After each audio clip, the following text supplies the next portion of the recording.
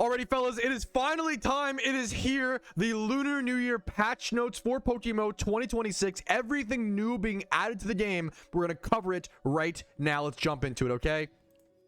The Lunar New Year event has returned to... This is my first time blind reading it, by the way.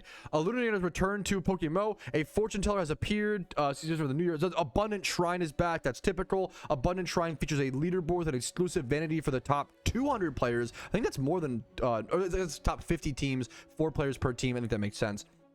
So the #1 team gets the shiny Nyan hood, and then everyone gets the Nyan hood. Celebrate the Lunar New Year with a plus 10% money rate for trainers. This does impact Jimmy runs as well. That is all typical and normal. Shiny charms shared with Link members.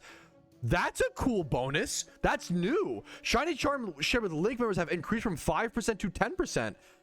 So shiny charms are more equally. That's a cool little holiday boost. Sure. Swarms have become more frequent for this event. Keep an eye out for the Zodiac themed swarms. Catch those, turn those in for mysterious balls. As a new player, catching swarms and turning them in for mysterious balls and then farming the Abundant Shrine are probably your best money makers and best things to do for the event, okay? An old woman near the Shrine Maiden has taken it upon herself to tame the unruly swarms. If you turn those in for Cherish Balls and Zodiac Tablets. Mysterious Cherish Balls have a plus 15% shine rate for the duration of this event. Raid dens have become more active for this event. Challenge and defeat all 12 raid dens for the unlocks the Shaman fight, of course. A special... They did. This is all typical. They did introduce a new Lunar New Year randoms. I'm excited for that, man. A special PvP game mode has been introduced. The Lunar New Year event randoms. People are saying there's 3 permanent raid dens. I haven't even gotten there yet, dude. I'm excited to see how the Lunar New Year randoms look. I think it's one of the coolest updates they've done over the past 5 to 10 years in PokeMMO is giving PvP players a way to play the event and engage with the event from a PvP perspective. PokeMMO's Lunar New Year event will end on March 3rd. So it's starting as soon as possible, ending on March 3rd. When the in-game time for the New Year charm is completed, players will have 3 days to turn in any remaining swarms. You can't catch new swarms, you can turn in your old ones. Okay. Several changes have occurred to the Lunar New Year event game mode since last year. This is for the Abundant Shrine. Progress can now be saved for cooperative instances. You don't have to like play a 16-hour session. That's nice. Players can come and go as they please, and progress is automatically saved after each wave on server shutdown. PP is constrained more. They're making it harder. PP is constrained more than previous years. Rewards are now given to the top 100 players of the top 50. Oh, okay. Someone was saying, I get it. I think Park, a staff was saying they changed it to top 200 players, so it's less team organized, I guess, and more single player focused. I like that. Okay, I think someone was saying they did this nerf, or this change, not nerf, change, people hate the word nerf, change to prevent and nerf like team carrying. Players who contribute to less than 10% of this about larger different rewards. So they're trying to stop. Beautiful. They're trying to stop like being able to pay for carries. That's good. Good balancing. Comparing builds of the channel is much easier using a PC like UI. Okay, blah blah blah. Wave stuff. Abundant Shrine. Anything really important here. If a player is in the spawn patch of a new spawn when the wave begins, it will no longer aggro immediately. What would be the final encounter waves initiated? Okay, some small. Okay, players can outtrip offline players. That's interesting.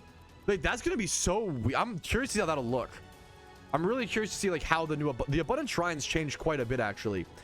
Features: failed shinies can now be shown on the encounter counter. That's a super huge change. When entering a raid battle, players can now select from their battle box parties. That's cool. Yo, being able to use battle box for raid teams. Wait, that's so good. Did I miss something? Wait, no, not yet. Okay, that's huge.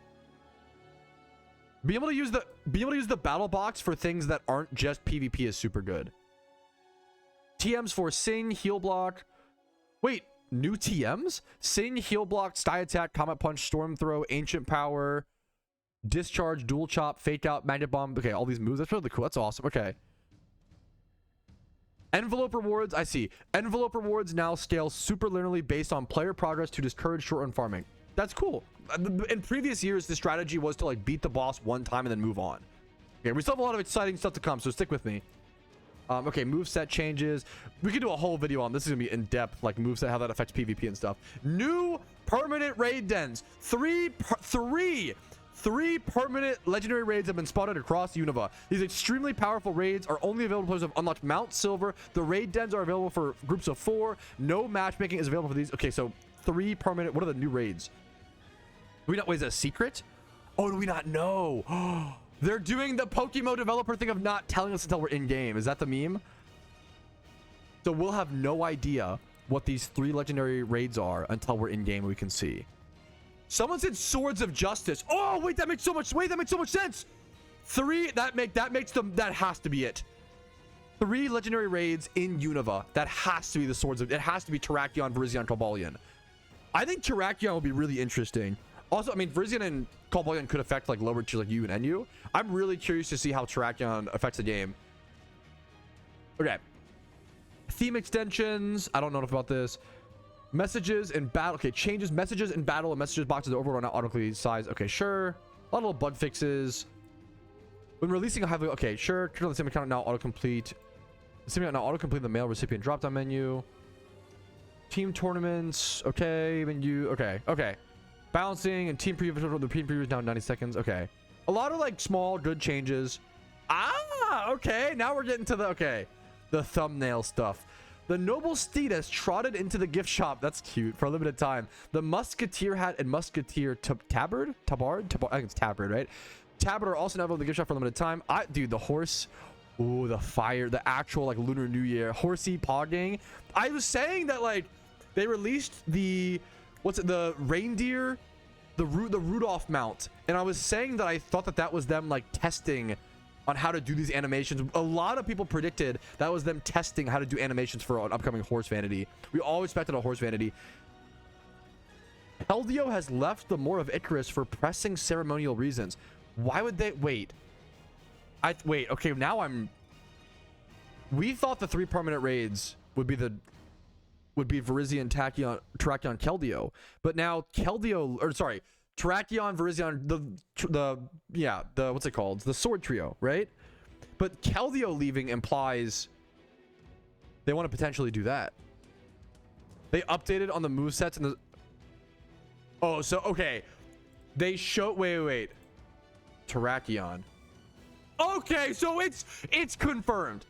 That's huge. Okay, we literally have moveset changes for the sword trio. Wait, and Keldeo though. Probably temporary for Keldeo. Wait, that's actually. I don't know. We'll have to see. I don't know. So are we getting 4? I literally said before the event began, if we get 1 new permanent legendary, I'd be like so fucking impressed. Copy paste it, Park. Impressed and surprised. That's crazy. If we get like 3, we do get 3 for sure. That's crazy, man. Regarding moves, it doesn't technically mean anything. They just import the generic Pokedex. Okay. So it doesn't technically. Okay. I don't know what legendaries that we'll have to see. We'll have to see. No Mew. We honestly don't know yet. That's the real. We honestly just don't know yet. Keldeo gone. 3 new. I think the biggest thing seems to be all the event stuff returning. A lot of bug fixes. The quick rundown is new horse vanity, new musketeer stuff. There's also, don't forget, there's so much stuff that's new in the event that is not covered in the patch notes that they never cover, right? So like there's 3 permanent legendaries that were added. We don't know those. All the new event stuff, as well as all of the new vanities. We don't know any of the new vanities. There's a ton of new vanities that will all be in the lucky red envelopes and red envelopes we don't know yet. So there's a ton of stuff we don't even see here, but the biggest things are going to be the 3 permanent raid dens. We don't know the legendary. We'll cover as soon as possible. The move changes, Lunar New Year event ran. There's a lot to cover. A lot of content here, a lot to cover. Let's just go ahead and actually jump into it. Hopefully this video helped you guys recap what's new, some of the stuff. Like it if you enjoyed it, dislike if not. Subscribe for daily PokeMMO content. There'll be tons of Lunar New Year event stuff. I'm trying to sporadically get to everything as soon as possible. Hopefully you guys enjoy it. Subscribe, like, dislike, follow me on Twitch for the live streams, all that jazz. Thank you guys for joining me for another beautiful PokeMMO event. We have a lot to jump into. Let's start working, boys.